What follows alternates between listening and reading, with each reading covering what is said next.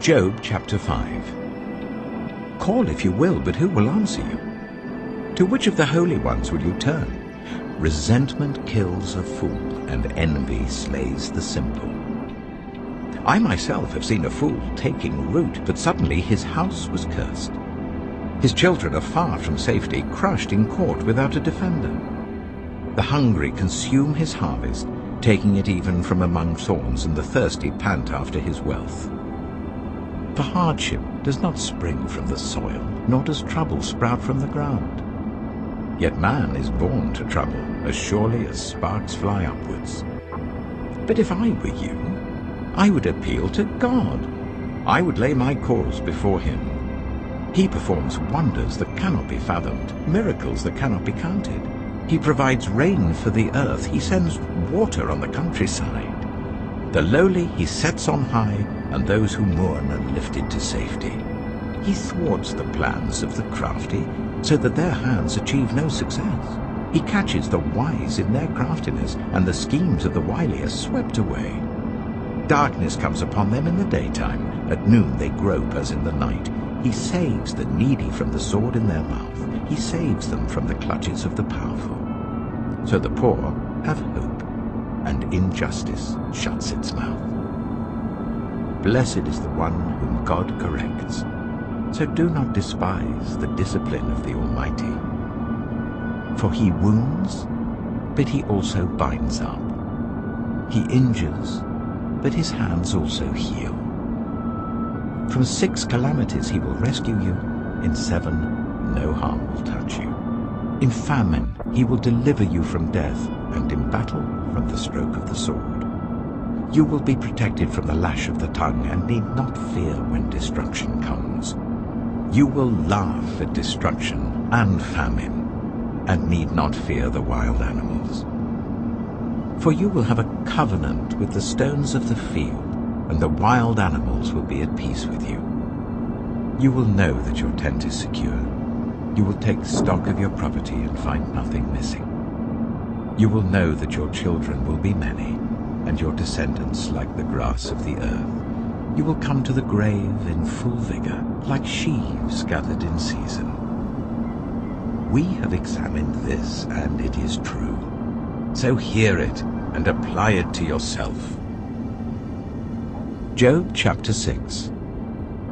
Then Job replied, If only my anguish could be weighed, and all my misery be placed on the scales.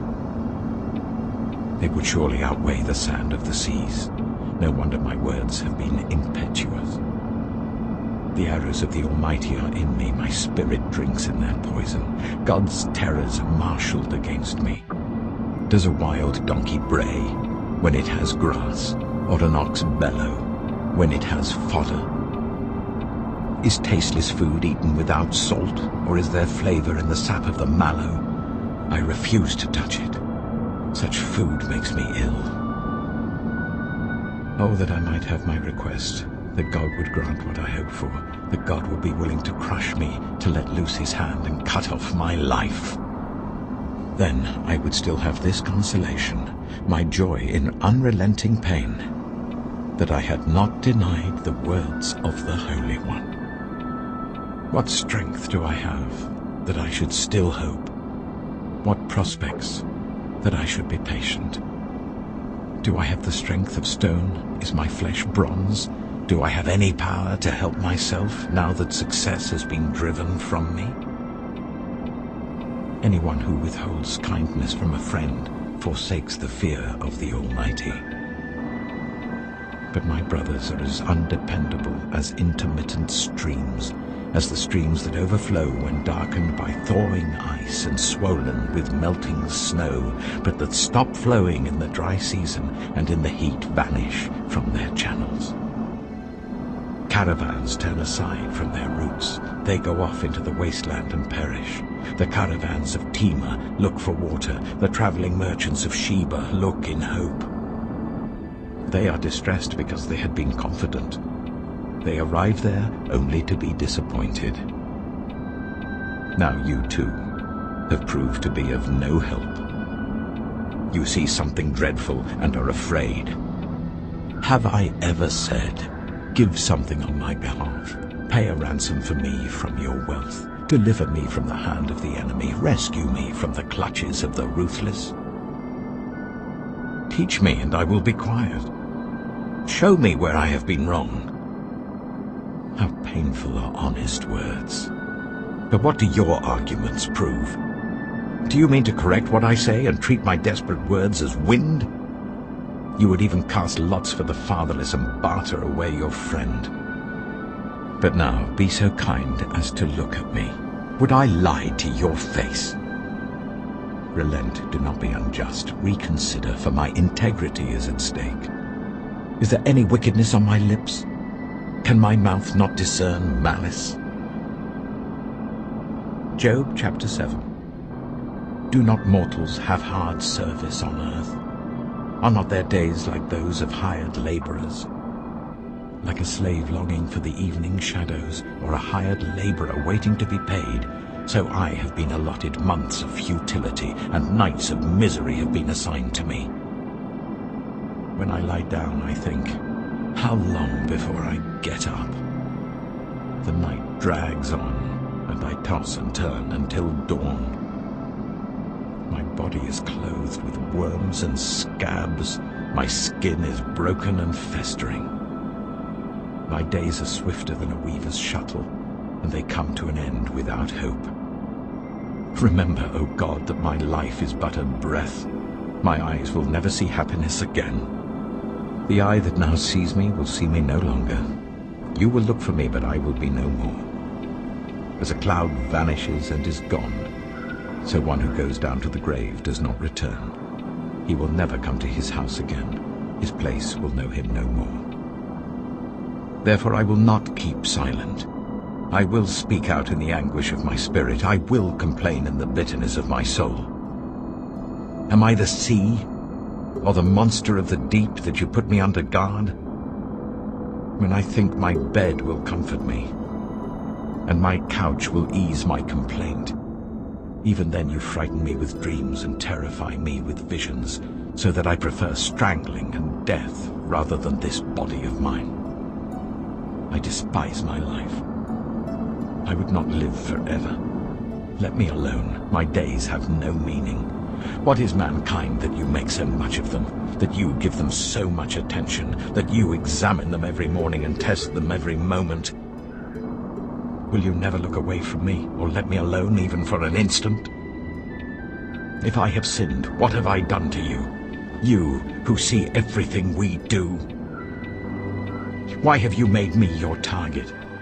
Have I become a burden to you? Why do you not pardon my offenses and forgive my sins? For I shall soon lie down in the dust. You will search for me, but I shall be no more. Job chapter 8. Then Bildad the Shuhite replied, How long will you say such things? Your words are a blustering wind. Does God pervert justice? Does the Almighty pervert what is right? When your children sinned against him, he gave them over to the penalty of their sin.